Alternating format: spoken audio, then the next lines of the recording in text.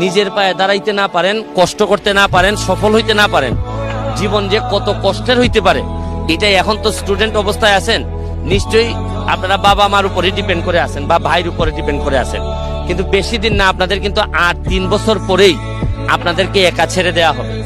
সুতরাং এর পরবর্তী জীবনটা যেন কষ্টের না হয়।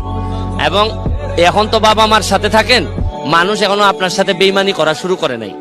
যেদিনই আপনি বাবা মার কাছ থেকে একটু সরে যাবেন, দেখবেন যে কি পরিমাণ এই বাংলাদেশে বিশেষ করে আপনি এত বেশি লোকজনের সাথে দেখা হবে আপনার, দেখবেন যে এরা কারণে অকারণে আপনার সাথ ছেড়ে যাবে, আপনার দুঃসময়ে আপনাকে ছেড়ে যাবে এবং আপনাকে একদম পথে বসাই দিবে। আর একটা কথা, লাস্ট কথা বলে যাই, ঘাম কখনো প্রতারণা করে না। যে জায়গায় পারেন ঘামের মধ্য দিয়ে যদি সফলতা অর্জন করতে পারেন, মনে রাখবেন আপনাকে দিয়ে কিন্তু ইতিহাস বদলানো সম্ভব।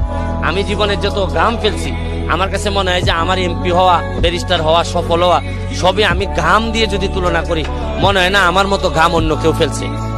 যত লন্ডন থেকে শুরু করে বার করতে গিয়ে এই বিভিন্ন অড জব করা থেকে শুরু করে যে পরিমাণ ঘাম ফেলছি, এইটারই মূল্য আমি এখন পাচ্ছি।